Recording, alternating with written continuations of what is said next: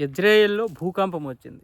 డొమినాకు 10 కిలోమీటర్ల దూరంలో వచ్చినటువంటి ఈ భూకంపం ఒకేసారిగా సిగ్మోగ్రాఫ్‌పై మొత్తం ఒక పీక్‌లో ఉందన్నట్లుగా తెలుస్తోంది.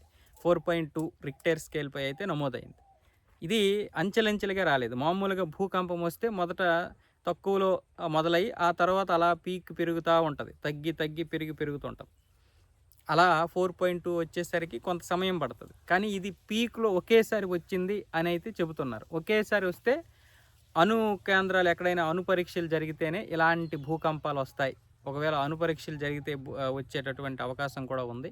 వీళ్ళు అణు పరీక్షలు ఎక్కడో జరిపారు. అందుకే ఒకేసారి భూకంపం వచ్చింది. ఇంత పీక్‌లో వచ్చిందనే విధంగా కూడా చెబుతున్నారు. దీనికి ఆధారాలైతే లేవు. ఒకవైపు ఇటు జియోలాజికల్ కూడా ప్రకటించింది. భూకంపం వచ్చింది 4.2 ప్రకారం 4.2 రిక్టర్ స్కేల్‌పై అయితే వచ్చింది. అణు పరీక్షల విషయంలో ఇది ఎక్కడా కూడా ఎటువంటి ఇన్ఫర్మేషన్ ఇవ్వలేదు. అణు పరీక్షలు జరిగాయి అనడానికి కూడా ఆధారాలు లేవు. ఇదంతా కూడా కొన్ని అంతర్జాతీయ న్యూస్ పత్రికల్లో వస్తున్నటువంటిది. అలాగే ముఖ్యంగా సోషల్ మీడియాలో విపరీతంగా వస్తుంది. అణు పరీక్షలు జరిగాయి. అందుకే ఈ ఇజ్రాయెల్‌లో ఇంత పెద్ద భూకంపం వచ్చింది. అంటే 4.2 అనేది పెద్ద భూకంపం కాదు. కానీ ఒకేసారి వచ్చింది.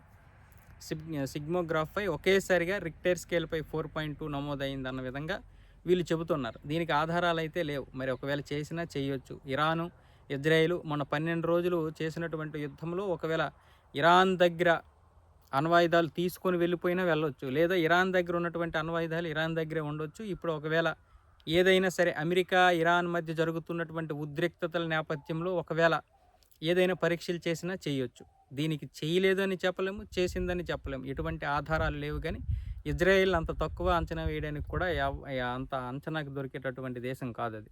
కాబట్టి ఒకవేళ చేసినా చెయ్యొచ్చు. దానికి ఆధారాలు అయితే లేవు.